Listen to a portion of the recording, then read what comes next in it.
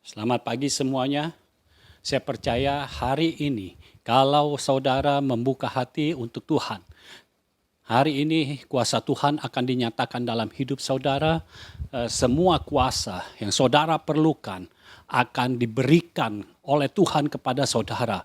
Saudara yang sakit, selama pemberitaan firman Tuhan ini, buka hatimu, izinkan Roh Kudus menjamah, izinkan Tuhan menjamah, dan saya percaya kuasa kesembuhan akan mengalir di dalam tubuhmu, dan setelah engkau mendengarkan firman Tuhan ini, engkau menjadi sembuh.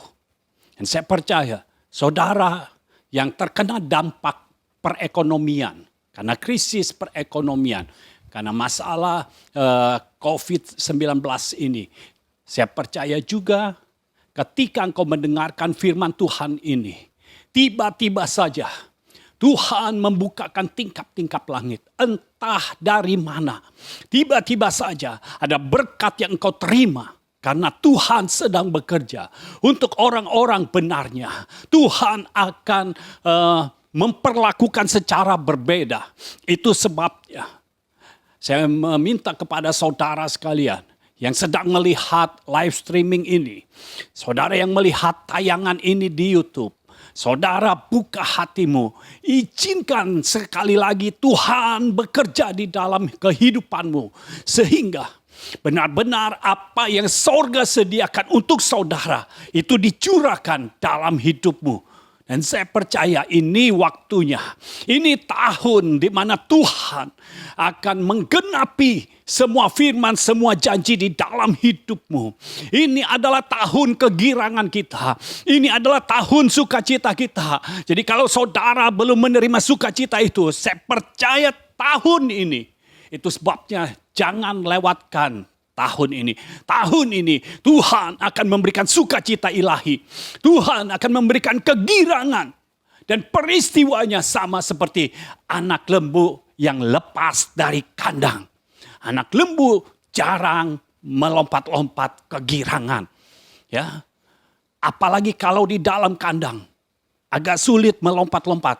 Karena kalau lompat ada batasnya. Tetapi ini waktunya. Semua batasan akan dihancurkan oleh Tuhan. Engkau akan menerima sesuatu yang tidak terbatas. Karena kita punya Allah juga tidak terbatas. Dan apa yang tidak terbatas itu akan dicurahkan dalam hidupmu. Oh, haleluya. Kita sudah melihat bagaimana Yesus memenangkan pertempuran. Memenangkan semua pencobaan yang diberikan kepadanya. Ya, iblis melancarkan pencobaan dalam hidup Yesus. Tetapi tidak ada satupun pencobaan yang dimenangkan oleh iblis. Kenapa? Karena Yesus sudah menang. Yesus memang datang untuk merebut apa yang menjadi haknya dari iblis yang mengaku-ngaku sebagai penguasa dunia ini. Begitu Yesus datang, Yesus menghadapi iblis dan diambillah kembali kekuasaan yang selama ini dianggap punyanya iblis, diambil kembali. Itu sebabnya iblis tidak mengetahui otoritas yang dimiliki oleh Yesus.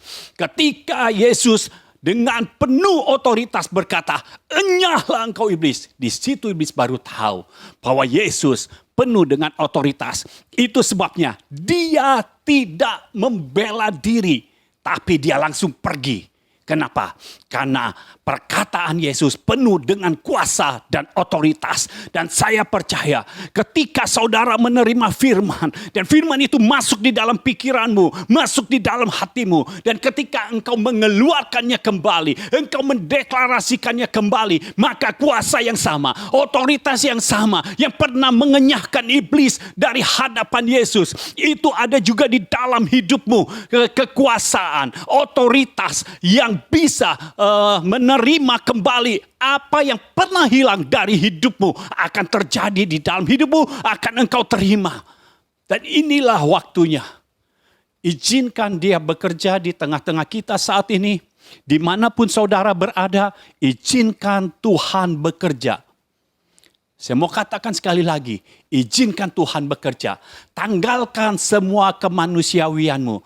Tanggalkan semua kepintaranmu. Tanggalkan semua keahlianmu. Tapi saat ini, mari kita seperti bejana yang kosong. Datang kepada Tuhan. Izinkan firman-Nya benar-benar tertanam kuat dalam hati kita. Dalam pikiran kita. Biar itu tertanam kuat. Sehingga kita bisa menerima apa yang menjadi porsi kita pada hari ini. Bukan esok-esok hari, tetapi pada hari ini kita menerima porsi yang berasal dari Tuhan. Haleluya. Mari buka Lukas pasal 4 ayat 13. Saya mau melanjutkan apa yang telah Yesus perbuat pada Sabtu yang lalu. Lukas 4 ayat 13. Sesudah iblis mengakhiri semua pencobaan itu, ia mundur daripadanya dan menunggu waktu yang baik. Kita tahu Yesus memenangkan pertempuran. Yesus memenangkan setiap pencobaan yang dilancarkan oleh iblis. Dari pencobaan pertama tentang makanan, Yesus memenangkannya karena manusia hidup bukan dari roti saja, tetapi dari setiap firman yang keluar dari mulut Allah. Dan iblis tidak bisa berkata apa-apa lagi. Kalau kita melihat pencobaan yang dilancarkan oleh iblis kepada Hawa dan kepada Yesus, itu jadinya berbeda. Kenapa? Karena Hawa membiarkan berdialog dengan ular. Hawa tidak mengerti posisi rohaninya. Dia berdialog dengan ular. Dan semakin berdialog, saudara lihat pencobaannya itu berkesinambungan. Dari 1, kedua, ketiga itu berkesinambungan. Sepertinya nyambung semua. Tetapi ketika iblis mencoba Yesus tidak bisa berkesinambungan. Harus satu-satu. Karena begitu dibicarakan soal makanan, Yesus berkata, manusia hidup bukan dari roti saja, tetapi dari setiap firman yang keluar dari mulut Allah. Iblis tidak bisa berkata apa-apa lagi. Itu sebabnya dia cari lagi yang kedua. Yang kedua, disuruh jatuhkan diri. Kalau engkau anak Allah, jatuhkan diri. Karena kan malaikat akan menatang engkau. Malaikat akan memegang engkau. Firmannya ada. Jadi iblis mengutip ayat firman. Tapi Yesus yang penuh dengan firman. Karena Yesus adalah firman Tuhan itu sendiri. Yesus berkata, jangan mencobai Tuhan Allahmu. Ketika dijawab seperti itu, iblis tidak bisa berkata apa-apa lagi. Yesus tidak berdialog. Yesus tidak berkata, ketika diberikan pencobaan tentang makanan, Yesus tidak berkata, bukannya kita harus mengubah batu menjadi roti. Itu tidak diikuti oleh Yesus. Alurnya iblis tidak diikuti oleh Yesus. Bukannya kita bisa mengubah batu menjadi roti.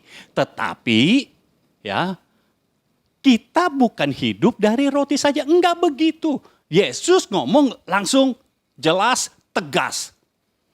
Manusia hidup bukan dari roti saja, tetapi dari setiap firman yang keluar dari mulut Allah.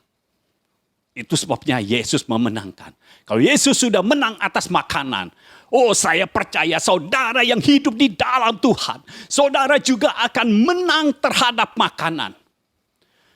Saudara tidak sembarangan makan apa saja. Saudara akan makan yang sesuatu yang berguna untuk tubuh saudara. Karena tubuh saudara akan dipakai untuk kemuliaan bagi nama Tuhan. Tubuh saudara akan dipakai untuk menyelesaikan tugas kerajaan. Saudara pasti menang. Jangan takut kalah. Saudara pasti menang karena Yesus sudah menang. Ini penebusan oleh Yesus atas makanan. Lalu atas firman. Pencobaan atas firman. Firman yang disesatkan. Firman yang diputar balik. Firman yang menurut pemikiran manusia sendiri. Atau firman yang menurut pemikiran iblis sendiri. Tidak bisa masuk ke dalam hidup Yesus. Yesus hanya berkata, jangan mencobai Tuhan Allahmu. Yesus tidak ikuti alurnya iblis. Yesus tidak berkata, aku bukannya tidak mau menjatuhkan diri ke bawah. Ya, aku juga bukannya tidak percaya kalau malaikat tidak menantang aku. Aku percaya malaikat menantang aku. Kalau Yesus seperti itu, perangkapnya iblis nanti masuk. Makin dalam, makin dalam. Ingat, jangan beri kesempatan kepada iblis. Kita tidak mau berdialog dengan iblis. Tidak ada perjanjian kita dengan iblis. Perjanjian kita dengan Tuhan. Perjanjian kita dengan anak domba Allah. Perjanjian kita bukan dengan iblis dan antek-anteknya. Perjanjian kita dengan Bapa di sorga.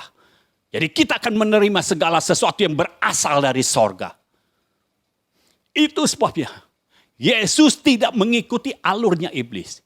Yesus berkata, jangan mencobai Tuhan Allahmu. Iblis tidak bisa berkata apa-apa lagi.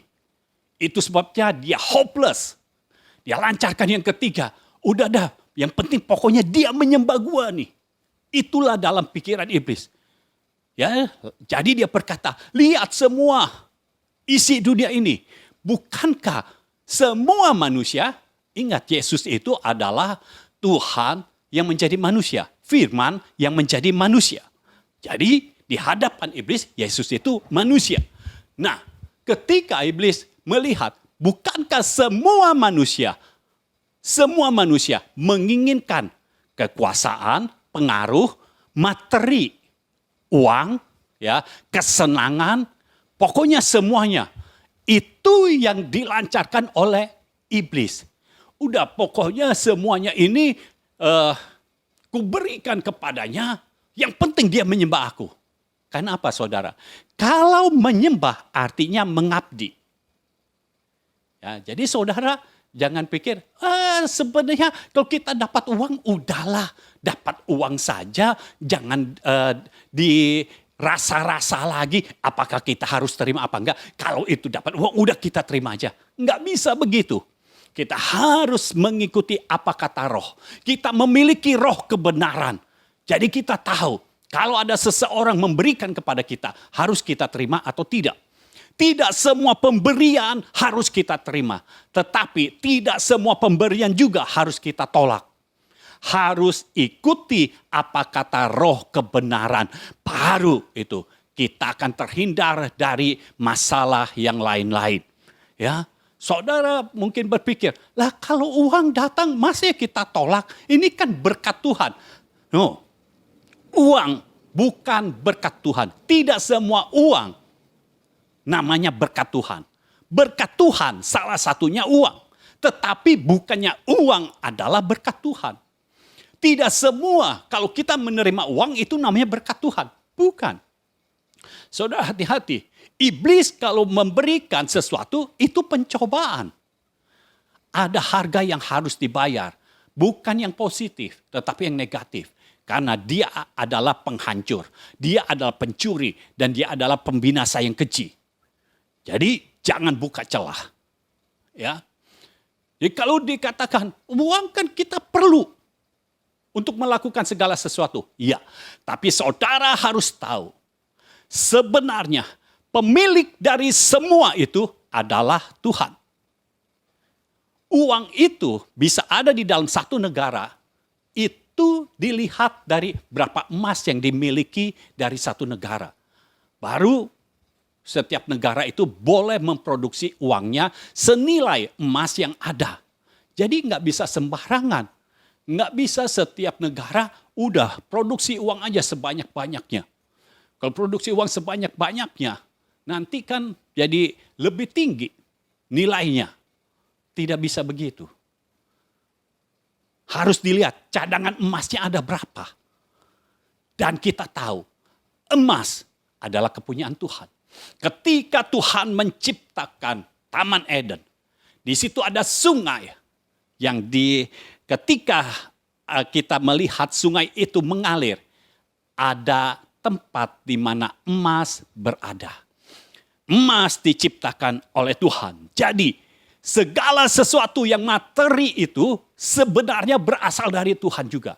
Hanya seringkali dipakai oleh iblis karena iblis itu tidak punya apa-apa. Ketika dibuang ke bumi ini dia tidak punya apa-apa. Karena dia bukan pencipta.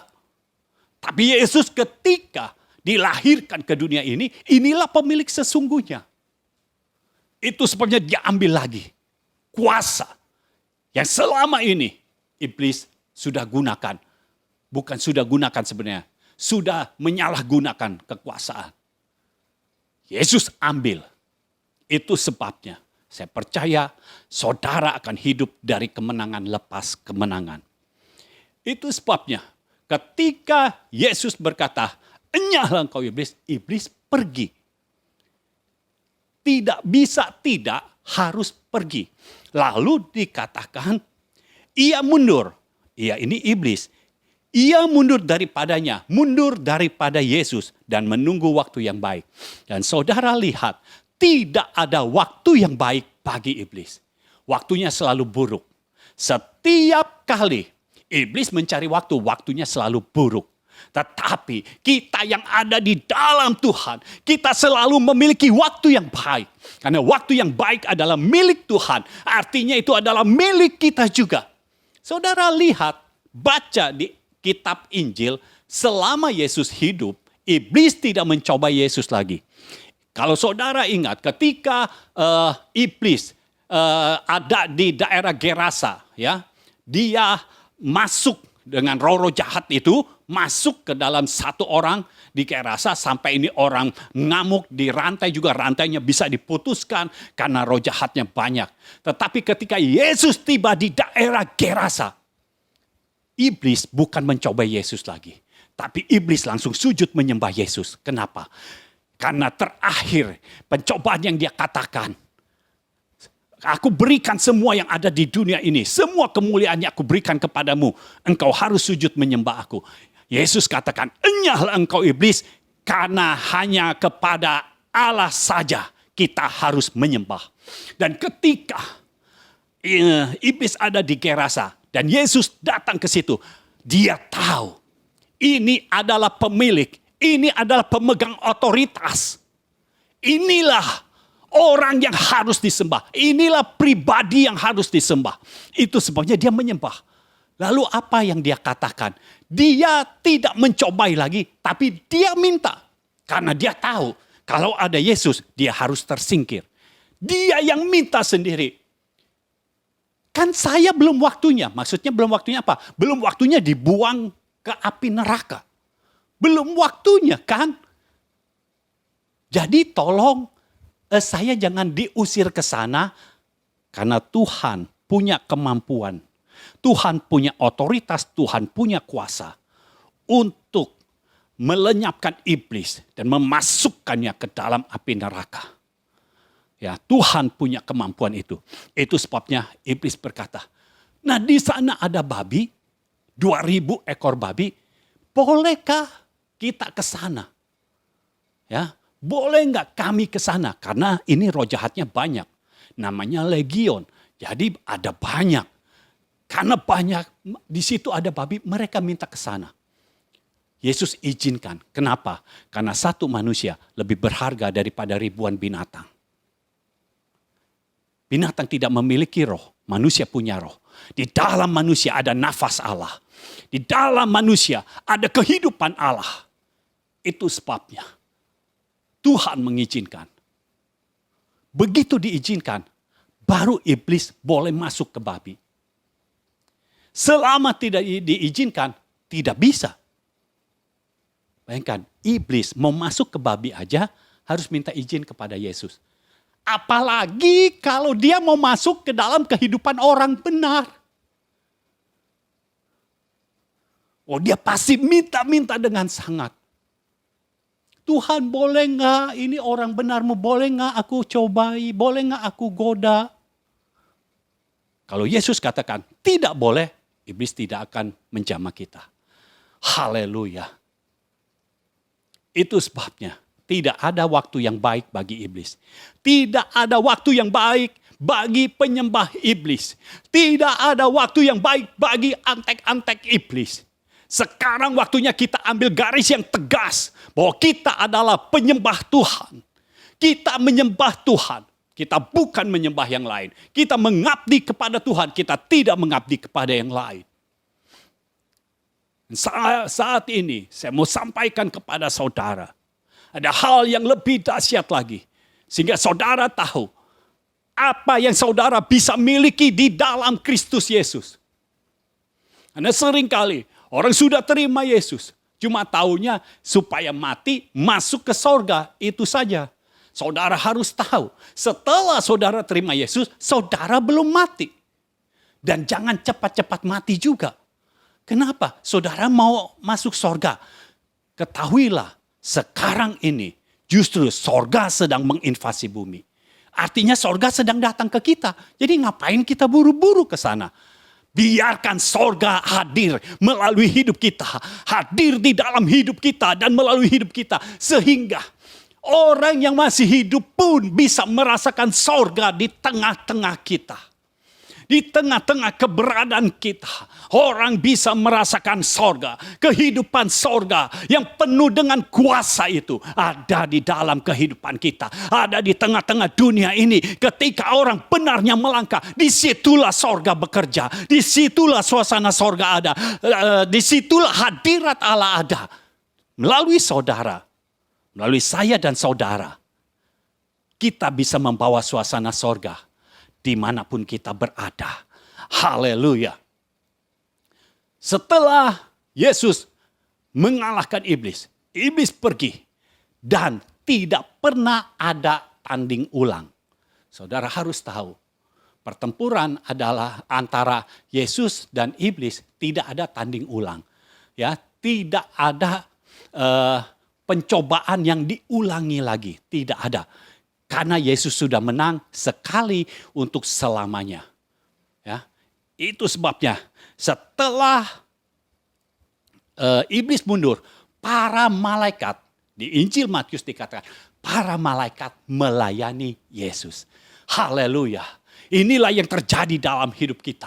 Ketika kita percaya kepada Yesus yang sudah menang atas pencobaan, yang sudah menang atas iblis, maka para malaikat akan melayani Yesus. Dan ini yang terjadi dalam hidup kita. Para malaikat akan melayani kita. Kenapa? Karena kita adalah kepanjangan tangan dari Yesus. Kita adalah representasi dari Kristus sendiri. Itu sebabnya para malaikat akan datang di dalam hidup kita. Bukan satu lagi. Mungkin saudara selama ini sudah mendengar statement bahwa di dalam kehidupan kita selalu ada malaikat penjaga. Ada satu malaikat penjaga. Tetapi sekarang saya mau katakan, bukan satu atau dua malaikat lagi. Oh, tapi ini ribuan malaikat akan datang dalam hidup kita. Untuk apa? Untuk membuka jalan bagi kita. Sehingga kita bisa menunaikan tugas kerajaan. Kita bisa menyelesaikan tugas kerajaan dengan baik dan sempurna.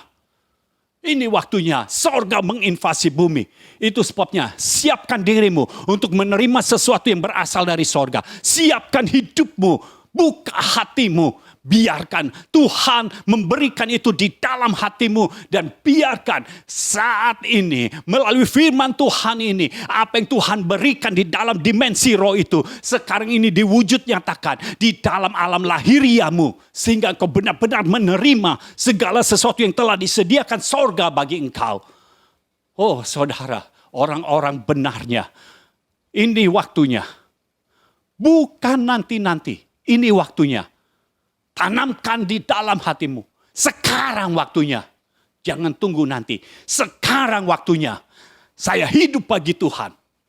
Semua resources yang aku perlukan, Tuhan yang menyediakan.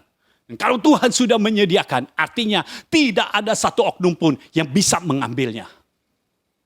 Perhatikan saudara, ayat ke-14 dari Lukas pasal 4. Dalam kuasa roh, kembalilah Yesus ke Galilea. Dan tersiarlah kabar tentang dia di seluruh daerah itu. Dengar saudara, Yesus ketika memulai pelayanannya, dituntun oleh roh.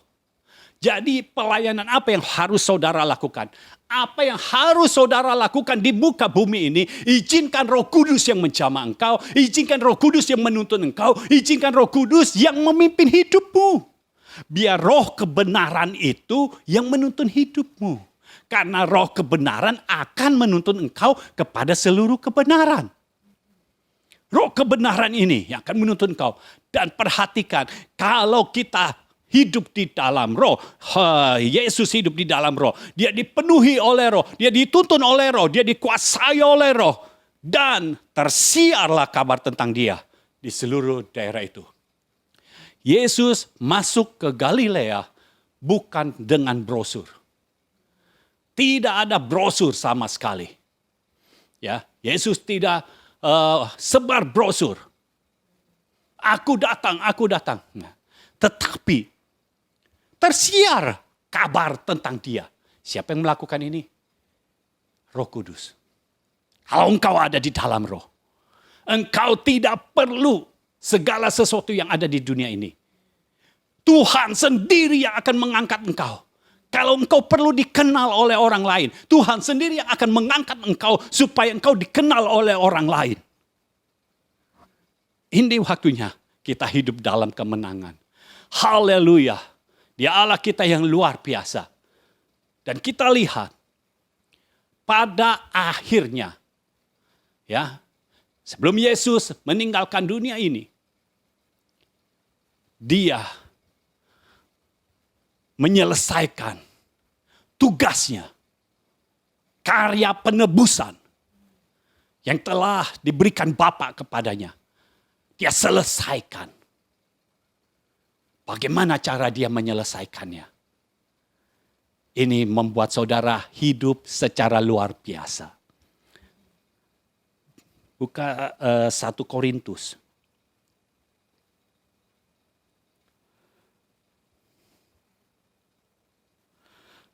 1 Korintus pasal 15.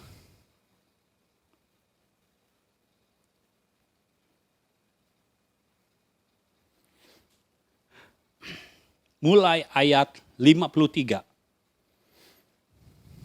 Mungkin kita baca sampai ayat 55 terlebih dahulu. 1 Korintus 15 ayat 53 sampai ayat 55. Saya merasakan saat ini kuasa kesembuhan sedang mengalir. Jadi ketika firman Tuhan ini disampaikan, kalau saudara yang sakit, jamaah tubuhmu yang sakit, saya percaya kuasa kesembuhan sedang dialirkan saat ini. Haleluya. 1 Korintus 15 ayat 53 mulai, karena yang dapat binasa ini harus mengenakan yang tidak dapat binasa, dan yang dapat mati ini harus mengenakan yang tidak dapat mati. Dan sesudah yang dapat binasa ini mengenakan yang tidak dapat binasa, dan yang dapat mati ini mengenakan yang tidak dapat mati, maka akan genaplah firman Tuhan yang tertulis, maut telah ditelan dalam kemenangan. Hai maut, di manakah kemenanganmu? Hai maut, di manakah sengatmu? Jadi kita akan hidup tanpa takut dengan kuasa maut lagi. Karena firman Tuhan ini akan digenapi dalam hidup kita. Maut telah ditelan dalam kemenangan.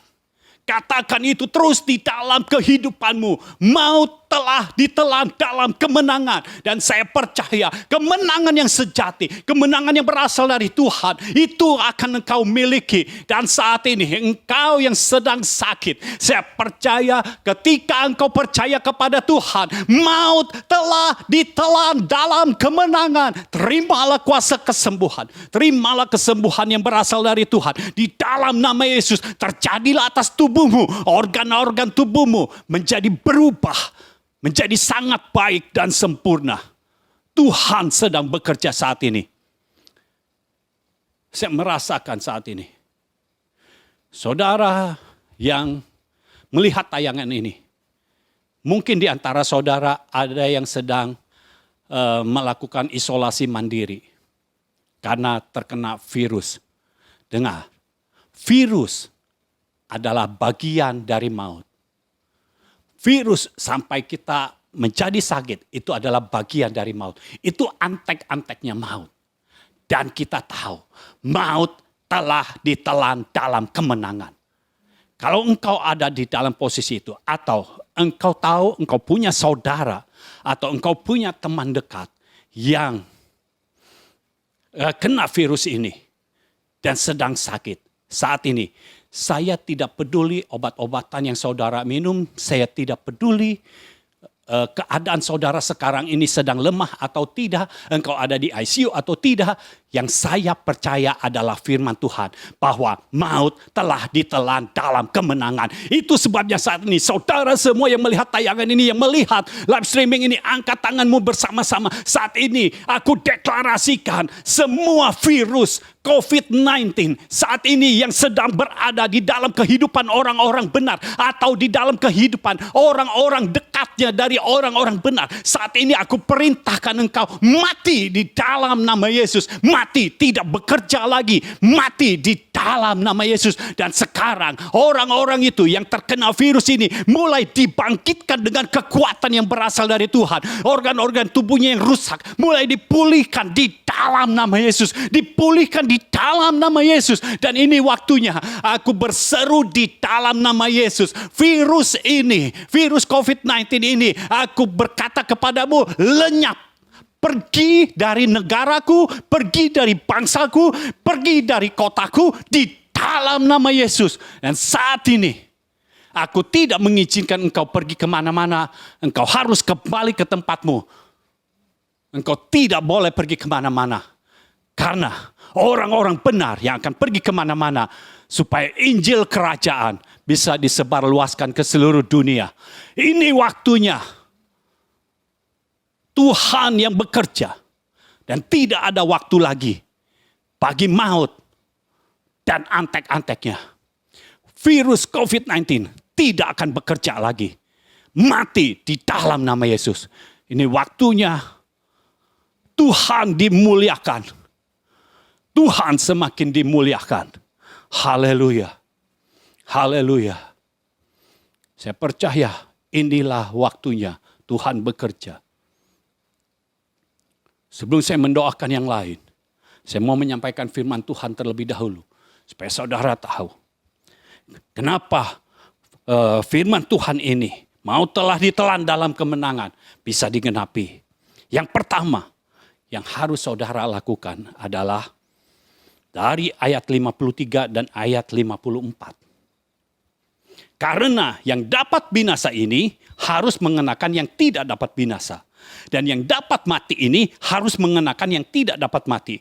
Dan sesudah yang dapat binasa ini mengenakan yang tidak dapat binasa, yang dapat mati ini mengenakan yang tidak dapat mati, maka akan genaplah firman Tuhan. Jadi saudara harus mengenakan yang tidak dapat binasa dan yang tidak dapat mati. Apa itu? Hiduplah di dalam roh. Karena di dalam hidup kita ada tubuh, jiwa, dan roh. Dan yang tidak bisa mati adalah roh. Tubuh bisa mati. Jiwa mati. Tapi roh tidak bisa mati. Karena ketika tubuh dan jiwa mati, roh tidak pernah mati. Roh akan kembali. Ya, kita sebagai orang-orang benarnya, ketika kita meninggal, kita akan kembali ke pangkuan Bapa. Kita akan kembali ke sorga. Karena sorga sudah mengangkat kita menjadi anaknya. Sehingga kita kembali kepada Bapa kita. Yaitu menjadi anak-anak dari Bapa di sorga. Kita kembali ke sorga. Jadi roh yang hidup. Roh tidak pernah mati. Nah kalau saudara hidup di dalam roh. Artinya roh itu lebih banyak bekerja di dalam hidupmu. Daripada jiwamu. Daripada tubuhmu. Dengan pengertian yang lain, engkau harus membiarkan roh yang ada di dalammu itu yang lebih memimpin, yang lebih dominan untuk memimpin jiwa dan tubuhmu. Jiwa bicara tentang perasaan. Kalau engkau punya perasaan, ya, entah perasaan apapun juga, sedih, senang, marah, kecewa, izinkan roh yang memimpin. Kalau roh memimpin engkau, ketika engkau kecewa, tetapi roh memberikan engkau sukacita, bersukacitalah. Biar roh yang menang dari hidup kita.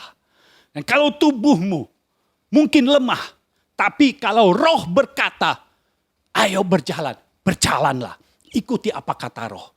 Maka apa yang ada di dalam roh, itu akan mengalahkan semua yang ada di dalam daging dan di dalam jiwa.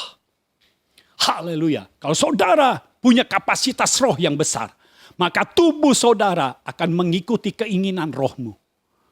Kalau engkau mau sembuh, tubuhmu tidak akan sakit. Bahkan saat-saat ini Tuhan sedang mencurahkan kesehatan ilahi.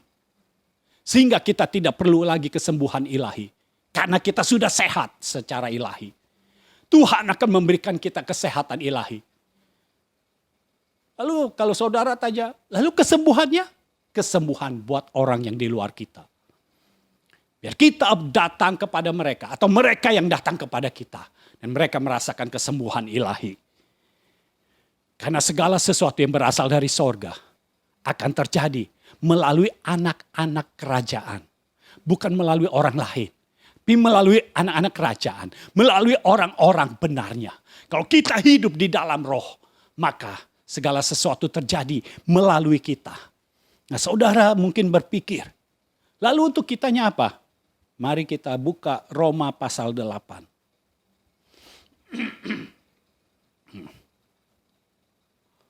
Roma pasal 8, ayat 1 dan 2. Kita lihat, judul perikopnya adalah hidup oleh roh. Demikianlah sekarang tidak ada penghukuman bagi mereka yang ada di dalam Kristus Yesus. Roh yang memberi hidup telah memerdekakan kamu dalam Kristus dari hukum dosa dan hukum maut. Jadi saudara, kalau saudara menerima Yesus, saudara bukan hanya menerima Yesus lalu hidup biasa lagi. Tidak, ketika kau menerima Yesus maka kau menerima roh Kristus. Roh Kristus adalah roh yang sudah menang atas iblis. Roh yang sudah menang atas pencobaan-pencobaan. Roh yang sudah menang. Kalau diberi makanan, ini makanan harus kita makan atau tidak, kita bisa menang atas itu. Kalau kita diberi uang, kita bisa mengetahui karena ada roh kebenaran di dalam kita. Bisa mengetahui ini harus diterima atau tidak. Kita menang atas itu. Sehingga orang-orang benar tidak akan ada yang korupsi. Kalau orang benar masih korupsi, artinya itu bukan orang benar. Karena Tuhan tidak pernah mengajarkan kita korupsi. Kita punya berkat kita sendiri di dalam Tuhan. Jangan takut kehilangan berkat. Kalau engkau benar hidup di dalam Tuhan, engkau memiliki roh Kristus, maka jangan takut karena dunia tidak akan punya kuasa apa-apa atas hidupmu. Roh, ayat yang kedua berkata, roh yang memberi hidup telah memerdekakan kamu dalam Kristus dari hukum dosa dan hukum maut. Jadi saudara tidak berada di bawah hukum dosa lagi. Kalau saudara melakukan kesalahan, ditebus oleh darah Yesus. Ketika saudara dari hukum dosa, lalu saudara juga menerima hukum maut tidak berdaya lagi menghadapi saudara. Kenapa? Karena di dalammu ada Kristus yang sudah menang atas iblis, yang sudah menang atas maut. Dan di dalam hidupmu yang ada adalah maut telah ditelan dalam kemenangan. Haleluya. Jadi kita dimerdekakan dari hukum dosa dan hukum maut. Karena roh Kristus ada di dalam kita. Kalau roh Kristus ada di dalam kita. Dan roh Kristus ini yang memimpin hidup kita. Maka roh Kristus yang tidak pernah sakit itu akan membuat tubuh kita ini sembuh kalau sakit. Dan kita mulai menjalani kesehatan ilahi. Oh haleluya. Saya tidak terlalu tahu. Saudara punya latihan badani seperti apa. Walaupun itu diperlukan. Tapi ini yang saya tahu. Ketika roh Kristus ada di dalam kita. Latihan badanimu. Yang tadinya hanya berapa persen berguna untuk engkau. Tiba-tiba ini dimaksimalkan oleh Tuhan. Haleluya. Karena roh Kristus yang ada di dalam kita. Jadi saudara jangan berpikir, oh roh Kristus ada di dalam kita. Kita tidak latihan badani. Enggak. Kita harus bertanggung jawab atas tubuh kita juga. Kita harus bertanggung jawab atas segala sesuatu yang telah diberikan Tuhan dalam hidup kita. Kita bebas dari hukum dosa dan hukum maut. Haleluya. Lalu saudara kalau di dalam roh, saudara akan melihat di Efesus 1 ayat 17. Efesus 1 ayat 17.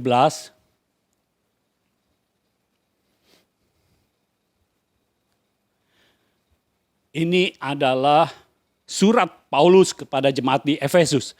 Dan meminta kepada Allah. Jadi di dalam doanya, Paulus berkata, dan meminta kepada Allah, Tuhan kita Yesus Kristus, yaitu Bapa yang mulia itu, supaya Ia memberikan kepadamu roh hikmat dan wahyu untuk mengenal Dia dengan benar. Jadi di dalam roh kita sudah menerima roh Kristus, tetapi Bapa di sorga akan memberikan kita juga roh hikmat dan wahyu untuk mengenal Dia dengan benar. Jadi kalau engkau mengenakan yang tidak dapat binasa itu, sehingga yang dapat binasa itu dibungkus oleh yang tidak dapat binasa, maka roh Kristus ada di dalam engkau. Ketika roh Kristus ada di dalam engkau, maka Tuhan akan memberikan roh hikmat dan wahyu. Tujuannya apa? Untuk mengenal Dia, untuk mengenal Bapa di sorga dengan benar. Selama ini mungkin pengenalanmu akan Bapa di sorga itu kurang benar. Tetapi roh hikmat dan wahyu akan membuat kita semakin mengenal siapa Bapa kita. Kita akan makin mengenal siapa Tuhan kita. Seringkali kita seperti tidak mengenal siapa Tuhan kita. Ya, kita makan yang sembarangan. Yang kalau makan ini saudara yang sudah di atas 40 tahun itu biasanya sudah harus hati-hati makan. Tetapi saudara tidak menjaga, saudara tetap makan, ya, makan yang membuat kolesterolnya tinggi. Tetapi saudara berdalih, saya percaya, makan ini kolesterolnya tinggi, tapi darah Yesus lebih tinggi lagi. Saudara percaya seperti itu? Tidak ada hubungan darah Yesus dengan apa yang engkau makan. Kalau engkau mau bertobat, Tuhan akan memulihkan. Apa yang telah engkau makan itu akan dipulihkan di dalam tubuhmu itu sehingga engkau tidak sakit. Engkau disembuhkan. Tetapi kalau engkau sudah disembuhkan sebagai orang-orang benar, bertobat dong. Jangan lakukan itu lagi.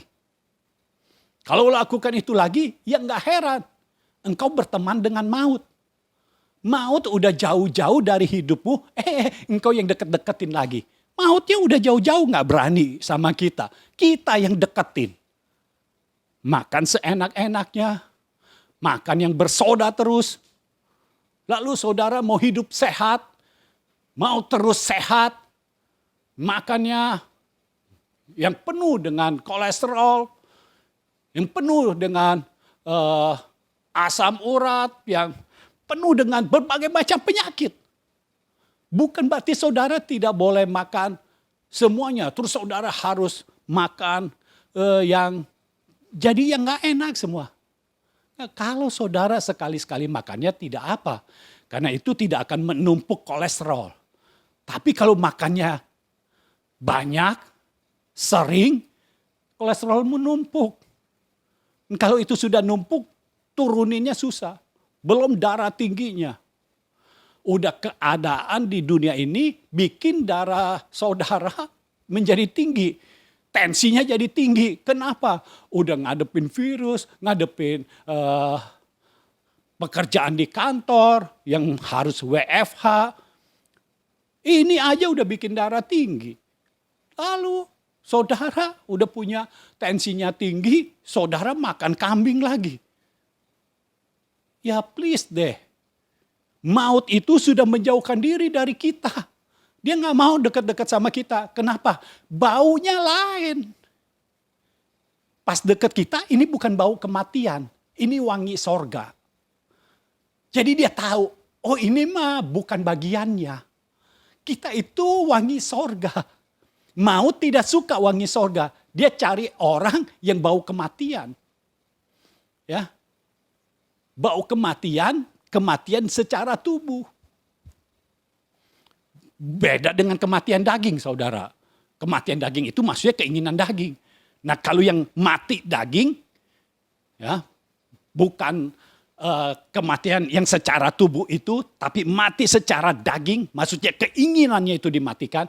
Nah maut itu nggak suka deket-deket yang begitu. Kalau yang matinya modelnya kayak gitu, nggak suka. Karena kalau dagingnya mati, rohnya hidup.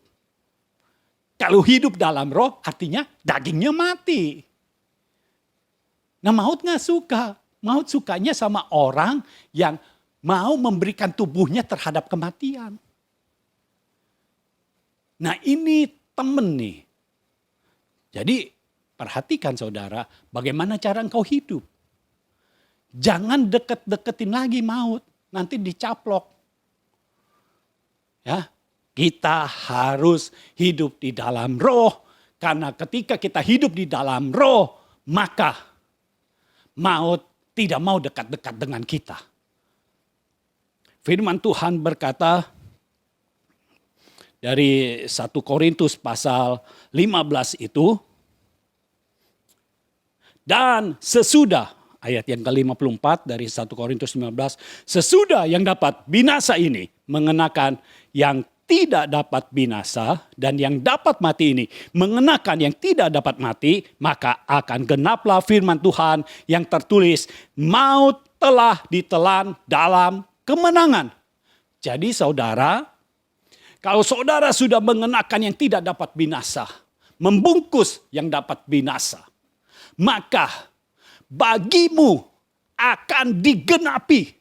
Akan terjadi penggenapan firman. Enggak tunggu besok, hari ini juga. Saat ini juga. Ketika engkau bertindak, engkau mau hidup di dalam roh. Biar roh yang bekerja dalam hidupmu membungkus tubuhmu, membungkus dagingmu. Membungkus tubuh dan jiwamu. Maka bagimu akan terjadi penggenapan firman. Maut telah ditelan dalam kemenangan. Saudara sudah menang. Firman Tuhan ini yang akan bekerja dalam hidupmu. Maut telah ditelan dalam kemenangan. Lalu kita lihat kemenangannya seperti apa. Ayat 24 dari 1 Korintus 15.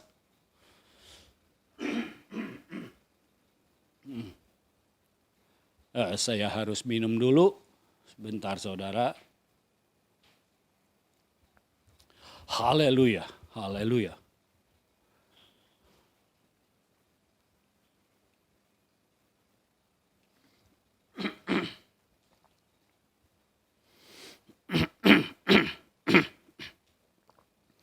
Satu Korintus 15 ayat 24.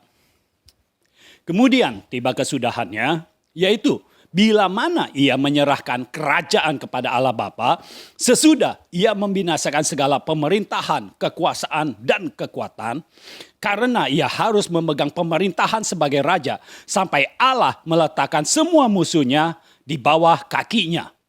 Musuh yang terakhir yang dibinasakan ialah maut.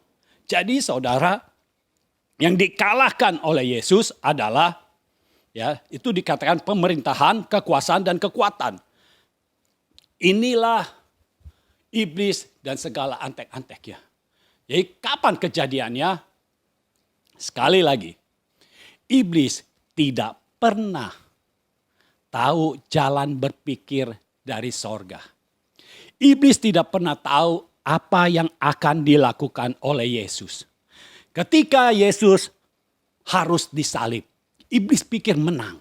Dulu di padang gurun, iblis kalah. Oh sekarang, di bukit Kalvari, iblis merasa menang. Karena Yesus disalib dan tidak bisa apa-apa. Justru itu salah besar. Ketika Yesus disalib, justru tabir bait Allah terbelah menjadi dua. Artinya, justru sekarang orang-orang benarnya punya akses yang terbuka untuk bisa masuk ruang Maha Kudus. Karena ruang kudus dan ruang Maha Kudus tidak ada batasan lagi. Karena tirai itu yang menjaga ruang Maha Kudus sekarang sudah terbelah dari atas sampai ke bawah. Artinya dari pihak Tuhan yang membelahnya. Dari pihak Tuhan yang membuat tidak ada lagi tirai antara kudus dan Maha Kudus. Engkau bisa masuk ke dalam ruang Maha Kudus. Ya, iblis tidak tahu. Dia pikir dia sudah menang. Tetapi sekali lagi, kalau kita punya roh kebenaran, dunia dan iblis, yang ada di dalamnya tidak bisa mendeteksi apa yang kita pikirkan, apa yang akan kita lakukan. Yesus mati di kayu salib. Itu bukan karena Yesus kalah. Justru itu kemenangan Yesus. Karena dia harus melakukan itu supaya apa? Supaya orang-orang benarnya itu bangkit. Ya, dibenarkan. Ditebus dari dosa-dosanya. Dan waktu Yesus mati, iblis bersorak. Sudah mati, sudah tidak ada saingan lagi. Tapi salah besar.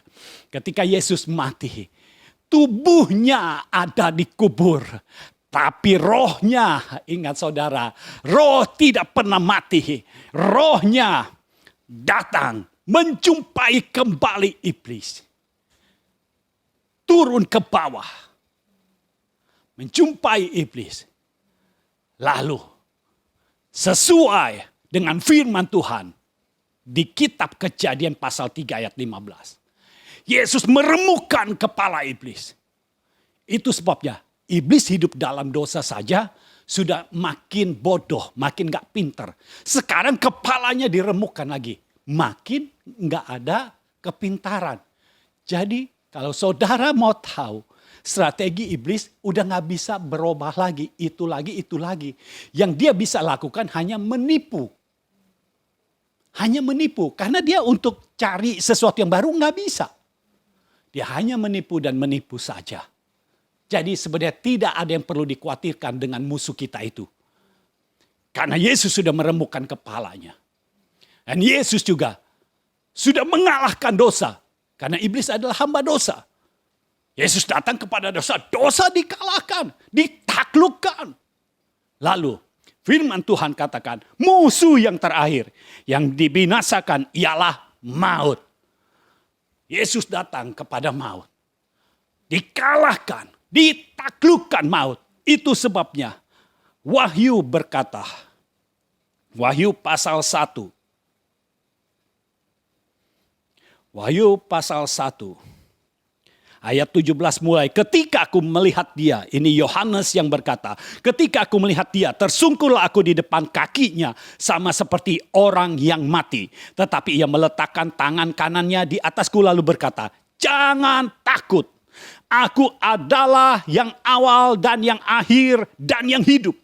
Jadi saudara dengar, jangan takut. Menghadapi apapun yang ada di dunia ini, jangan takut. Karena Yesus adalah yang awal dan yang akhir. Sejak awal bumi diciptakan, Yesus sudah ada. Sampai akhir bumi ini, Yesus juga ada, tetap ada. Dan Yesus itu hidup. Tidak pernah mati, selalu hidup. Yesus hidup. Jangan takut karena Roh Kristus ada di dalam kita. Roh yang hidup dan menghidupkan itu ada di dalam kita.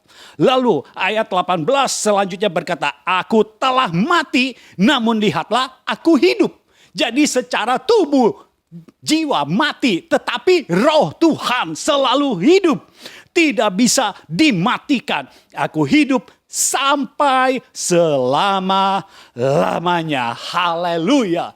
Kita punya Tuhan yang hidup, selalu hidup sampai selama-lamanya. Artinya sampai kapanpun engkau ada di dunia ini, Yesus kita hidup. Roh Kristus yang ada di dalam kita selalu hidup. Tidak pernah mati. Lalu dikatakan, dan aku memegang segala kunci maut dan kerajaan maut.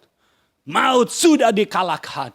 Maut telah ditelan dalam kemenangan. Itu sebabnya kita semua, orang-orang benarnya bisa berkata, maut telah ditelan dalam kemenangan. Kalau engkau memiliki sakit penyakit, jangan diam saja. Kunci maut dan kunci kerajaan maut itu sudah ada di dalam tangan Yesus. Di dalam tangan Tuhan kita.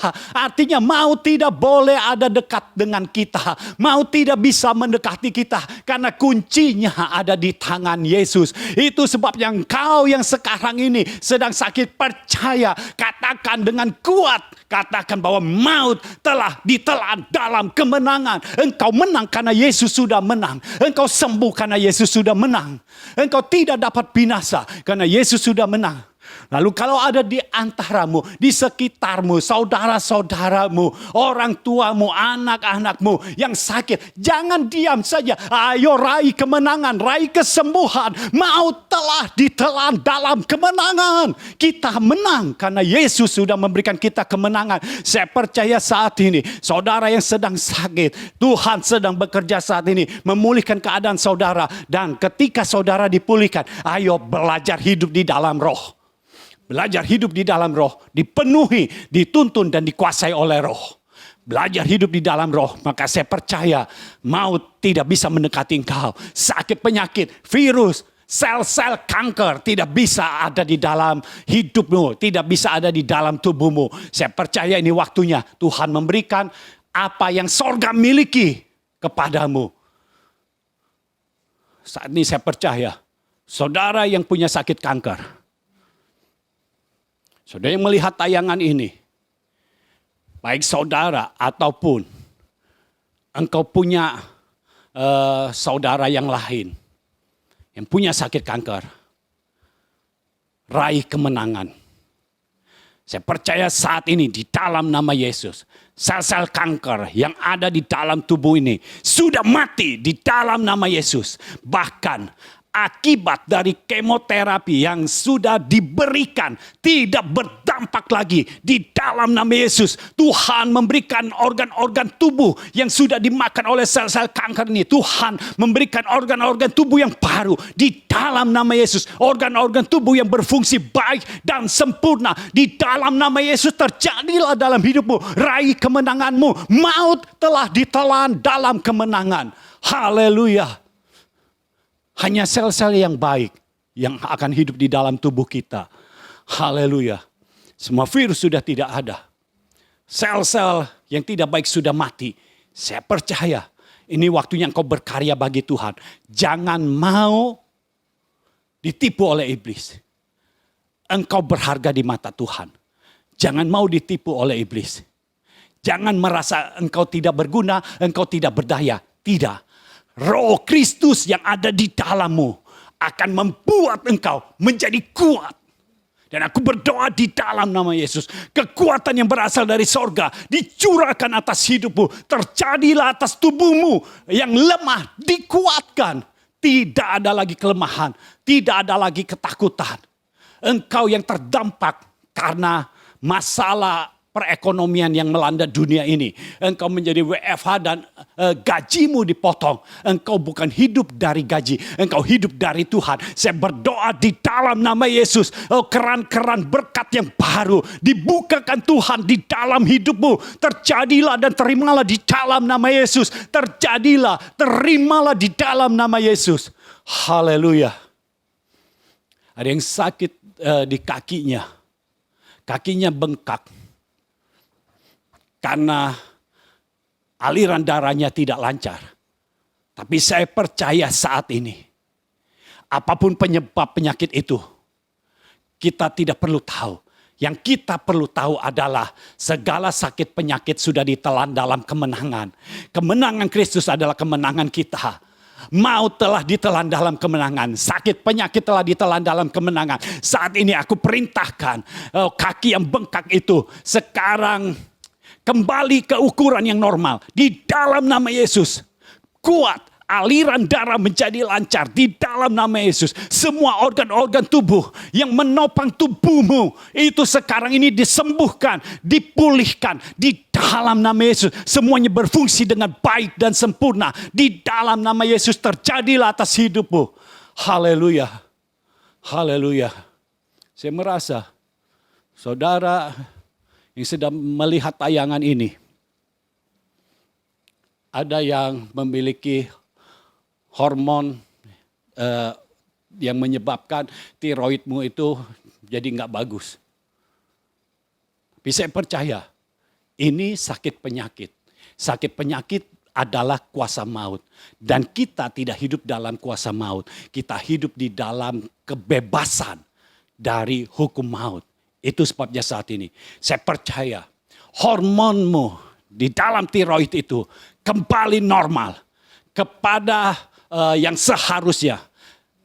Pada ukuran yang normalnya. Di dalam nama Yesus saat ini berubah. Di dalam nama Yesus kembali ke ukuran yang normal. Dalam nama Yesus disembuhkan. Dan segala akibat dari tiroid ini tidak ada lagi. Di dalam nama Yesus. Sekarang ini engkau sembuh. Engkau sembuh di dalam nama Yesus. Dan saya percaya sekarang kuasa ini sedang bekerja. Kuasa kesembuhan sedang bekerja. Izinkan dia bekerja menjamah engkau. Izinkan dia menjamah engkau. Saya bisa merasakan ada sesuatu yang bergerak di dalam tubuhmu. Ada sesuatu yang bergerak di dalam tubuhmu. Ada sesuatu yang berubah di dalam nama Yesus. Terjadilah saat ini. Saya percaya saudara yang memiliki sakit jantung. Ini waktunya engkau hidup secara berbeda. Engkau tidak mengikuti sakit jantungnya lagi. Di dalam nama Yesus. Jantung yang tidak baik saat ini. Aku perintahkan menjadi baik di dalam nama Yesus. Dan diberikan jantung yang baru di dalam nama Yesus. Jantung yang baik dan sempurna. Yang memompa dengan baik dan sempurna di dalam nama Yesus. Terjadi saat ini. Otot-ototnya semua juga berfungsi dengan baik dan sempurna.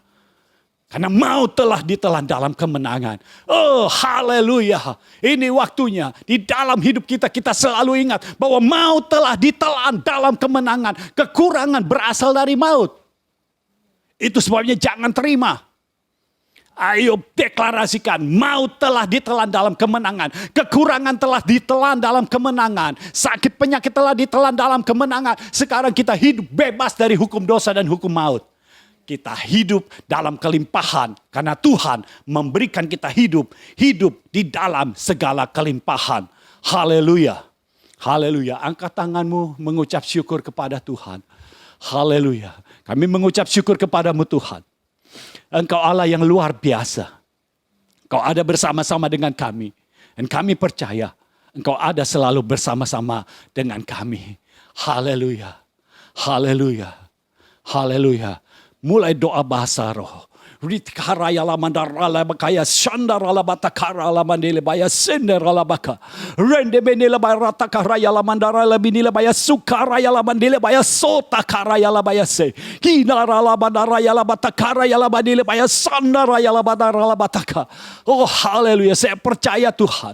Engkau yang telah memberikan kami kemenangan, maka kami akan hidup dari kemenangan kepada kemenangan selanjutnya. Engkau yang terus bekerja dalam hidup kami dan kami percaya dalam hidup kami maut telah ditelan dalam kemenangan. Saudara yang melihat tayangan ini, ayo katakan bersama-sama dengan saya, maut telah ditelan dalam kemenangan. Maut telah ditelan dalam kemenangan. Haleluya. Saat ini terimalah segala berkat sorgawi di dalam nama Yesus dicurahkan atas hidupmu, terjadilah atas hidupmu di dalam nama Yesus. Terjadilah. Bapa, kami mengucap syukur kepadamu untuk apa yang kau lakukan pada hari ini. Biar semuanya terjadi sesuai dengan kehendak-Mu dan kami menerima penggenapan firman-Mu. Terima kasih Bapa, kami mengucap syukur kepadamu di dalam nama Tuhan Yesus Kristus. Amin. Amin. Amin. Haleluya.